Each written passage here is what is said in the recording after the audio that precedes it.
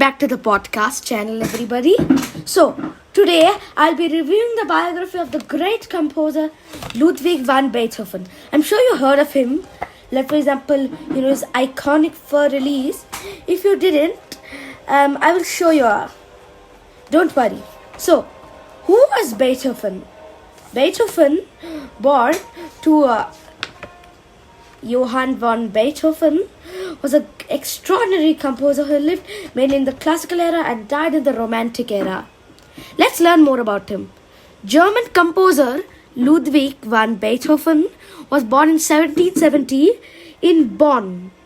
At that point of time, it was at the Holy Roman Empire. His family was of Flemish origin. Flemish means Belgian, okay? So don't get confused. Hence the van in his name. His father Johann van Beethoven was a chorister at the court of the Archbishop Elector of Cologne in Bonn. Basically, in simple terms, what is an archbishop? Let's learn more about it. So, archbishop is the chief bishop responsible for the large district. Like, for example, here in this case, it's a church. Like, for example, have you heard of the Pope of... right. He is one of them. Let's continue. So, after that, Ludwig's grandfather had been a musical director before him also. Ludwig's talent was recognized and encouraged from an early age, his father imposing a routine of lessons and practice. The young Ludwig excelled at the keyboard and performed in court music. But a half-hearted attempt by his father to promote him as a child prodigy failed.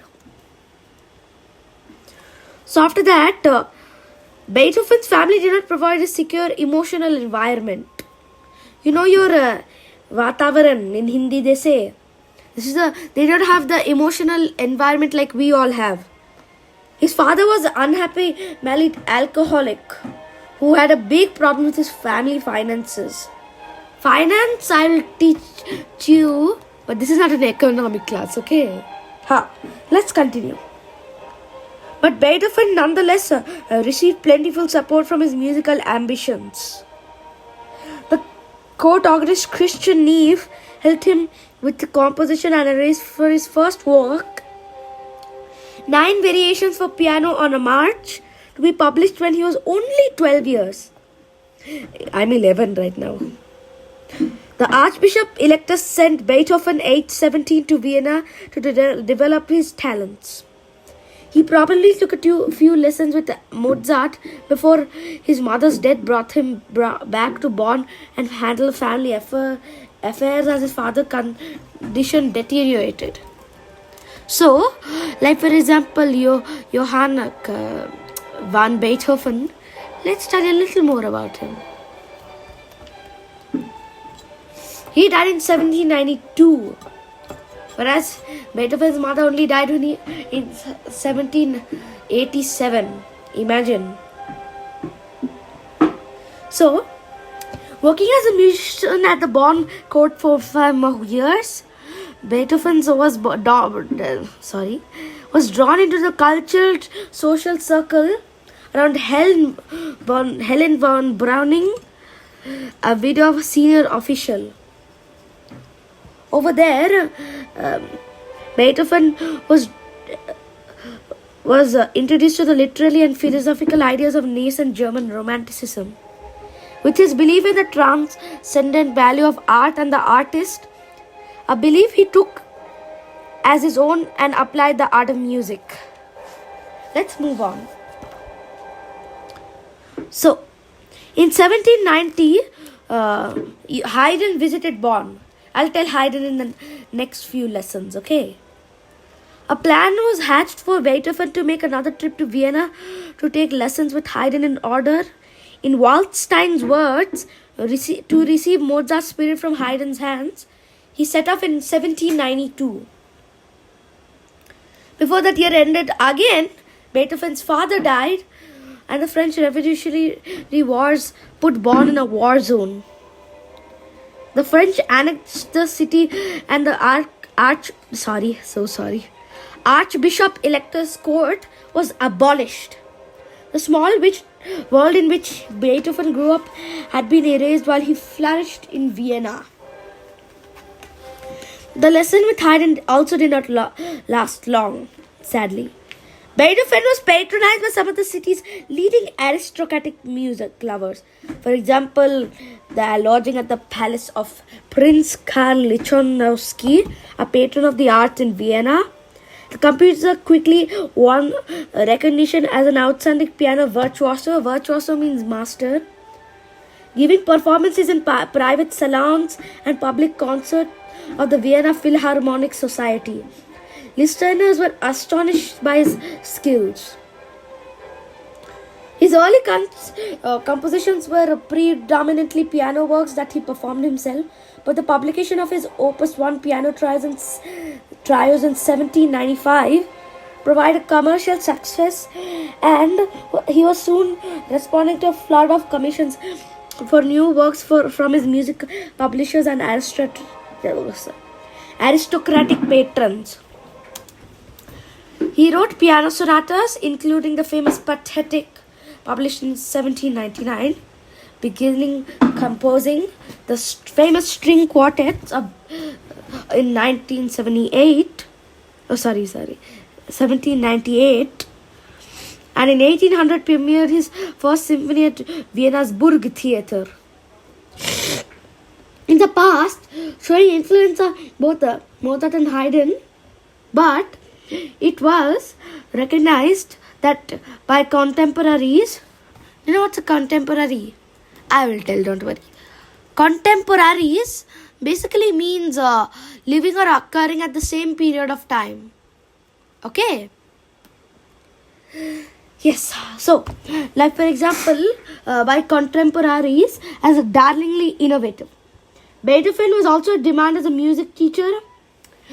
His famous pupils including Carl Snery. I will talk about him later in one of my last biographical videos. Who would premiere two of his master piano concerts. You know the For Elise. He composed this because he was in love with the woman Josephine von Brunswick. And after she married an Austrian nobleman, he was devastated. So he wrote this song.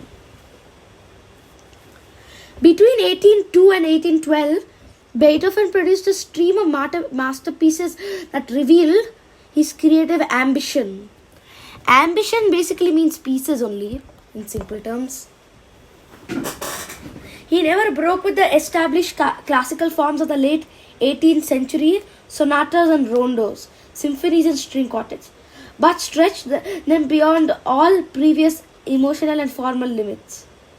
The Third Symphony, Eroica, which premiered in 1805, is often taken as the initiation of a new musical era. His expansion of the possibilities of orchestral writing continued with the tragic and triumphant Fifth Symphony and the energetic Seventh Symphony. The three Razumovsky string quartets of 1806 carried his new range and ambition into chamber music. For the piano peaks, including the Waldstein Appassionata sonatas and the Emperor Concerto, although initial response to works varied, basically, his only opera Fidelio was coolly received in 1805 again. Beethoven benefited from the open-minded enthusiasm of his Viennese public patrons. The composer now thought of himself as an artistic genius. He did not accept the lowly place in the social hierarchy traditionally accorded to even the I'm stuttering so much. Most gifted musicians. In his dealings with the upper class, he bluntly refused to observe the usual deference. Deference means, Deference means polite respect and submission. Like for example, polite respect, basically. Even though with those deference, in 1806 he had a violent quarrel with the Prince Lichonsky that ended their relationship. Yet, like earlier composers, he continued to thrive on the generosity of music besotted liberal Viennese aristocracy. So, after that, they were brought about by the French Revolution in 1789, that which drew aristocratic and monarchical power in France. That Symphony Eroica was deposited to none other than Napoleon Bonaparte, the general of the revolutionary armies. Okay, so let's continue.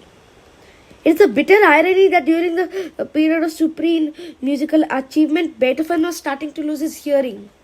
Medical reason is unknown. Some theories say that he put his his head in cold water. Sometimes if you put your head in the swimming pool without your cap, you'll suddenly hear less. So that was one theory. But as early as 1802, he wrote that he was avoiding company because people might notice his deafness and that he felt driven to despair. A series of quack treatments failed to alleviate his condition. Alleviate means deteriorate, which means destroy his bad condition. Around 1812, there was a sharp but temporary falling off in his creativity and he had to give up performance. By 1818, he could only converse in writing. So at that time, he had to write to talk to people. He always had that book, a small book, like for example, your flip book. No, not your flip book. Your books which you pass, your chits. He had to do those chits, but in a book, sadly. The advance of deafness that led to his increasing isolation and his unstable behavior. And after that, he was often described as ill-mannered, unkempt and bad-tempered.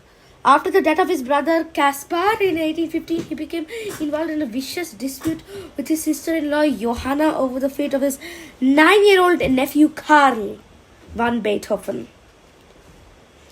Despite his deafness, Beethoven delivered a glorious late period of innovative, intellectually demanding music. Let's go to his last years. After a long illness, Beethoven died in Vienna in March 1827. His funeral was attended by some 20,000 people. In an oration at the Wachring Cemetery, Franz Gilpraser, a poet, said, "He whom you mourn is now among the greatest men of all time, unsaleable forever." Okay.